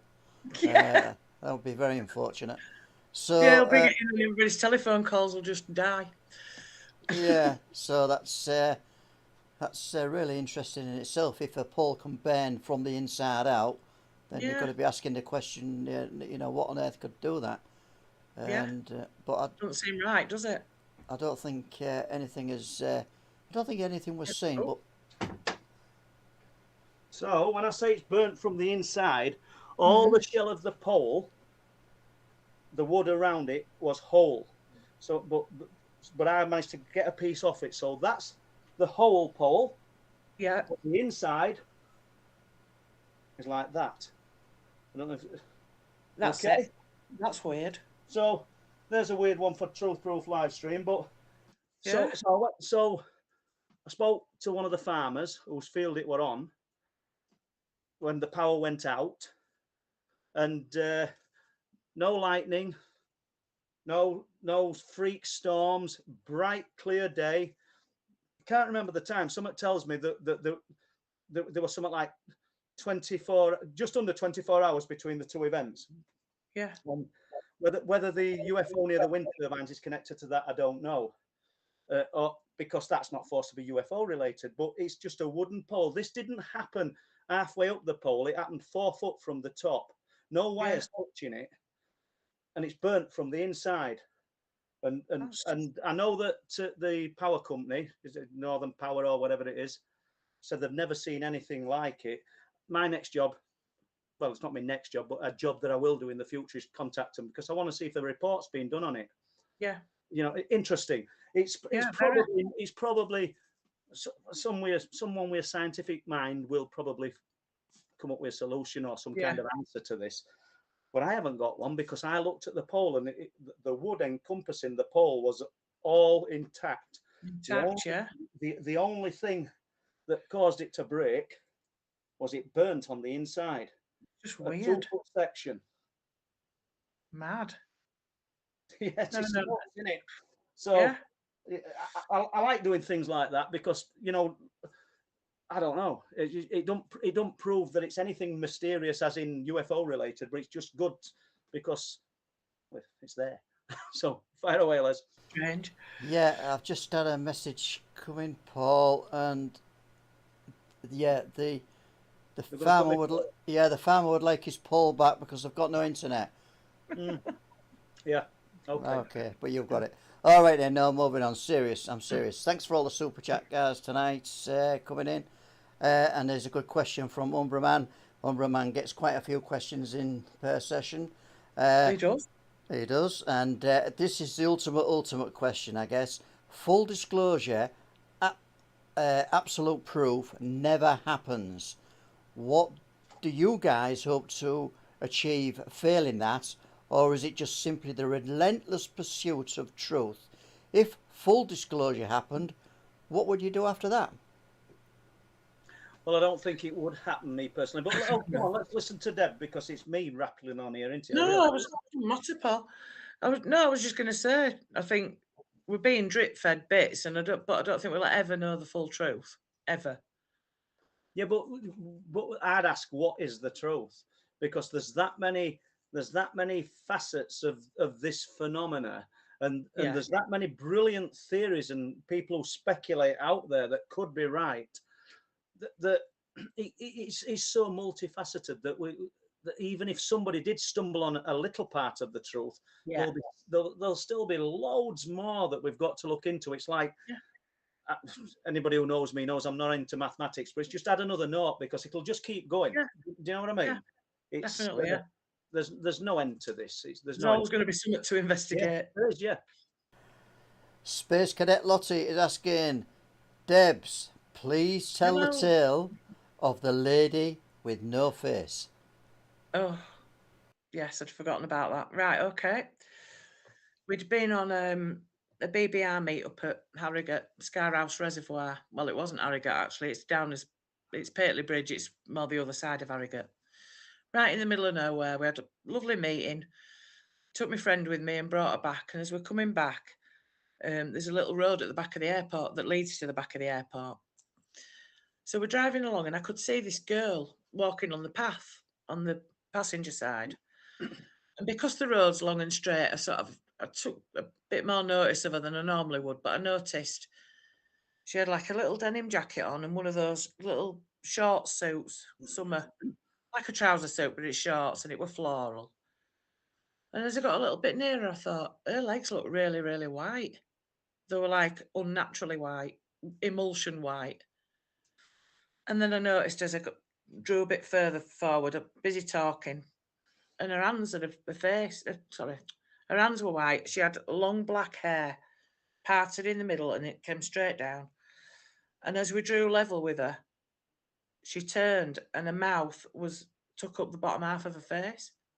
It wasn't a mask. There was no strings coming off it or anything. It was a mouth. And she had this look on her face like, oh, you've seen me then. And and I sort of gasped, and I said to my mate, did you see that? And she's like, no. What was it? So I described, I said, like emulsion, legs and arms, and no face apart from this hideous mouth. So she said that she thought she saw like a hooded figure and a flash of energy go across. So she reckoned that I'd seen the true thing and she'd seen like the energy of it. But yeah, it was freaky. I've never seen anybody with skin that colour before. Sounds freaky. Yeah. Les. Lovely night, bright sunshine. It wasn't like a creepy, misty night or anything. It was a lovely afternoon. No. That just, right. I don't know where she was going. That is creepy in itself, Debs, is that one. Les, Les, can I just ask you something? Jane Louise Bowery in chat has said, have you got a question? If you can. Well, I'm just going down. I'm just going down the list, Paul, and yeah, I can see it about four down. Okay, because we've got 15 minutes. Quarter of an hour left. Yes. We haven't even gone through your questions, Debs, have we? Don't matter. I'm quite happy to answer everybody else's. Right then, probably a quick one. This one then from Tino. to you, Debs. Does Kirkstall Abbey have any paranormal activity of any kind? I think there's something going on. I'm not sure what. I thought years ago me and some friends did a little investigation down there. And I thought I'd caught some pictures of orbs because you used to be able to walk through the Abbey ruins, but now they've put gates on either side. So on a night it's all locked up, you can't get through. But we were taking pictures down the aisle, sort of through the gates.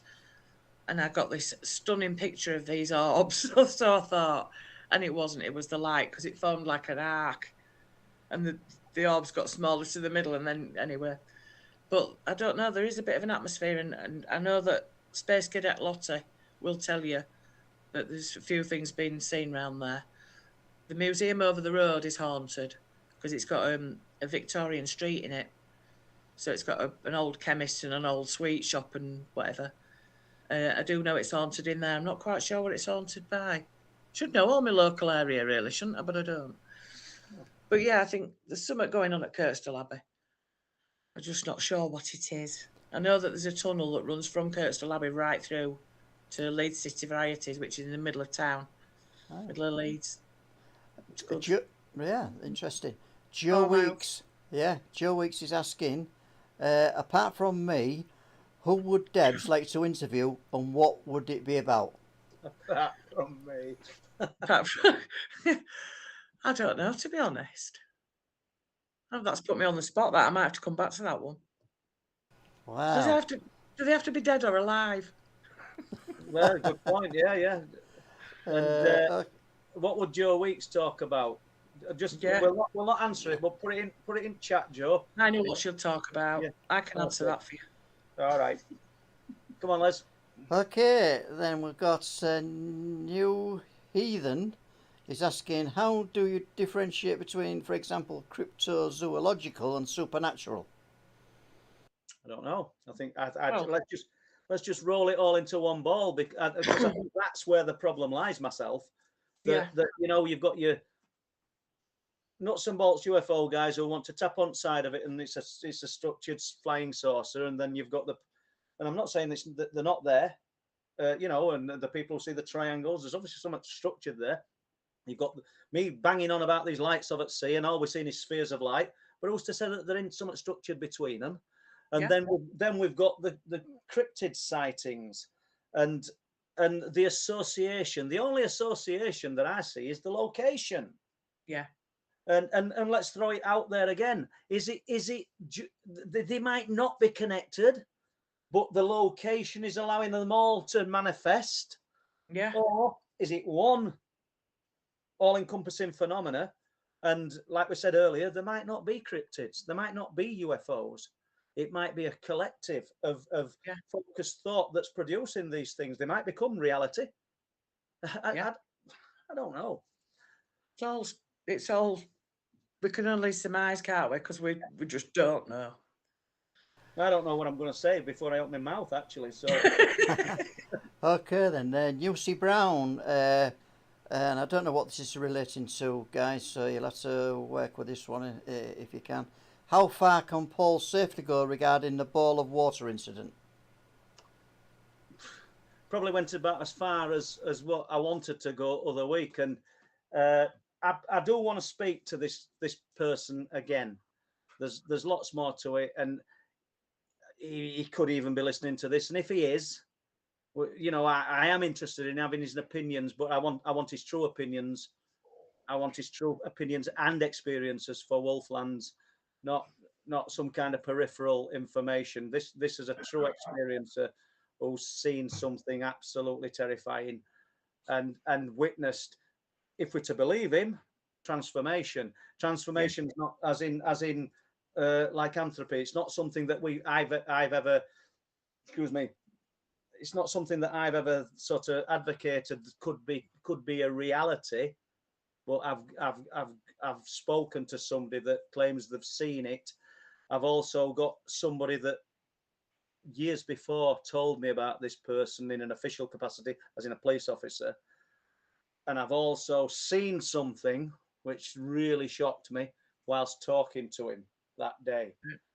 So loads of sort of loads of nothings there, guys. I realise that, but there's an interesting witness. Let's put it that way. And if we can, if he's willing to, if he is willing to go on camera, we would love to speak to him, and it'd be an interesting addition. Wolflands is a monster, by the way, a monster, because it keeps growing. I said to Les, we'll never finish it.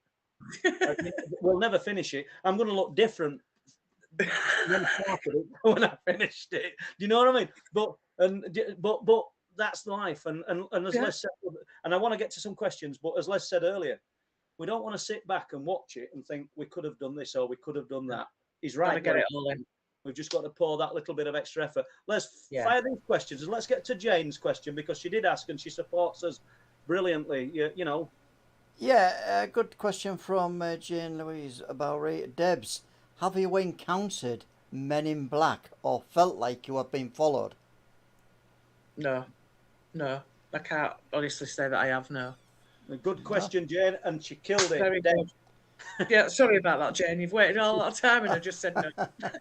well, we know the question other week came up, and we've got the guy who's been on Cliff Tops with us this week, who actually did encounter a man in black on Blake Howe Lane, just off Cliff Lane at Bempton. And we've got Bob Brown, who's had his own men in black experiences, and we're going to have Bob on live stream. We'll have to do. We'll all have to put up with his silly little jokes and everything else. But sorry, Bob, if you're listening. We put up with Les, don't we? Yeah, that's good. A nice one. Got to sleep now. Yeah, fire away, Les. You love the insults. Thank you, guys. Great show tonight. Great guest on tonight. And I think you need to invite Debs back on again, Paul, for all the nice comments. We'll be doing. We've got. We had 6 questions for Debs, Les. We've done. Warren Hardcastle. Yeah, I mean Warren Hardcastle puts Debs on the spot. What is the most scariest paranormal experience have you had? Well, it was the thing at the side of the road, but since then, what are we in now? March? Was it back end of last year? I'd gone to stay at my friends anyway, and I woke up in the middle of the night and thought, I need a wee. And then I realised that something had a hold of my legs. I was laid on my legs, and then it started to move up the bed. So I brought my foot up and kicked it right in the chest, whatever it was, and it disappeared. But I daren't tell my friend that, because she's not into anything like that, and that would just freak her out. So all you told about it until now? I've mentioned it to Andy, and obviously I've just told it on here. So what, apart from kicking something, and were there actual physical presence when you kicked it? Yeah, in the chest. It felt like its chest that I kicked it. Because obviously I had my bare feet. So did you see anything? No, not a thing. The bedroom was pitch black. And like I say, I could just feel this. It was moving up towards my knees, and I thought, in my mind, because I was obviously I decided I needed to get up to go to the loo, and in my mind I'm thinking, oh, I'm not having this, and I just kicked out, and whatever it was disappeared. But I felt my foot connect with it. So so the cryptid type experience was frightening, terrifying. Yeah. This isn't a trick question, but why were this more terrifying or equally? It was a different sort of terrifying. I think it was because I was in the back of the house on my own. Right. I'd woken up at like 3 o'clock in the morning and to find that something were pinning my legs down. And it was thinking about it afterwards, I thought it was quite funny. At the time I was scared. Yeah. But I thought it was quite funny afterwards that it suddenly disappeared. But it thought, God, I wasn't expecting that. It's interesting though, Deb, that you kicked out at it. So there's a physical, because you've connected with something with resistance. Yeah. But you didn't hear a thud. No. Well, I'm saying you didn't. I'm speaking for you. I'm assuming you didn't. No, kicked and it went. And I didn't hear anything. So don't that tell us something about the phenomena then? That it's something that lives between spheres of existence. I'm playing with words here, but because it's sort of physical at one moment and then it's non-physical. Yeah. Interesting. I don't know. No. I don't know, but Probably yeah, back that was on. pretty scary. Right, Yeah, we've got about 6 minutes to go. So if you've got any more questions, Les. Can I just ask this question for you, Deb? So it's a question from Yes. me, and the question is: has any of these experiences have any other members of the family, e.g., parents, grandparents, and that experienced what you're experiencing now? Not to as much of an extent as I do. My mum was sort of a little bit psychic, and she had incubus uh, experience, which is quite delicate. I don't really want to go into it, but it was quite frightening as well. But she had years where she could smell this smell as she woke up in the night, and she couldn't put a finger on it. And for years and years, it was just that fleeting thing. And then not long before this incubus episode, she actually said it was sulfur that she could smell. You know, like when you get a match. Yeah. It was that smell. So she's had a couple of little things, and yeah. Do you know, Deb, that's interesting in itself, isn't it? But these are all elements that I don't mean that we're breaking new ground here, but these are all elements that we're not actually concentrating on enough. The sulfur smell. It's often reported with cryptid sightings, you know, and with the UFO type sightings, we've got this metallic taste in his mouth. And they're all things that need more attention, because these are the keys. And as I just see Paul's just said, it's been a pleasure moderating on the site. And Paul, thank you very much, and thanks for doing Deb's job. And job, that sounds terrible, doesn't it? Well, no, we're really appreciative, and we definitely want to have you back on, because, as I say, we've just got 6 questions and we've done 2. Yeah. So have we all told us, Les, before this final 4 minutes? Yes, I probably can squeeze another question or 2 in, if that's okay with you. That's fine. Yeah, David Sadler is asking Debs, what do you think of Stephen Greer? To be honest, I've not really. I've watched him, but I just haven't got an opinion on him, to be honest. You might have really sure. Been to Bempton, right? Okay. Yeah, well, I'm not an advocate of Stephen Greer. I'm same as you, but I know there's a few people want to try what he practices. Right, so that's what we're going to do. So I think that that we should encompass that, you know, embrace it, and let's have a go at it, you know, and hey, we'll talk about it on a live stream. And it's Pat's idea, so we're going to go with that. See how it goes. Lost Tapes is asking what you've already answered before, so I'll just ask Lost Tapes just to rewind the show a little bit. He's asking about the most haunting experience, most frightening experience, and we just covered that a little bit earlier. I might just squeeze one more in. That's from Andy from Codes of the Unknown. Again. Does Paul or Deb wonder if there is a pecking order in the paranormal world? And it'll have to be quick, guys. That's a great question, Andy. Honestly, it's a great question, and one I wish I had an answer to. There might be let's assume quickly, then I'll try and do it quick. Let's assume that there's a pecking order or higher echelons of intelligence, extraterrestrial type intelligence. So that could be possible. Does that bleed into the paranormal world? Is it the same thing? I don't know. Great question. One to think about. Go on. Yeah, you Deb. All right, mate. No, that's quite possible, isn't it? I mean, it's like aliens, cryptids, are they all spirits? I don't know. It's a trick question. He had to throw that one in at end for us. You're right, last minute. Just to mix us up a bit. Okay, then, on that note, I don't come in for any other reason apart from we've run out of time, guys. It's been really, really interesting. Thank you for having me. And I personally have loved hearing your accounts, and I know probably a lot of people in the chat, if they've heard them for the first time, they'll have enjoyed it as well, Debs.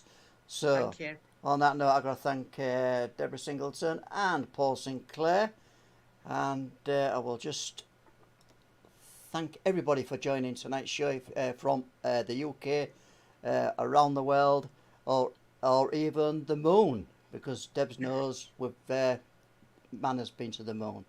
And so on that note, I've got to thank everybody for the super chat.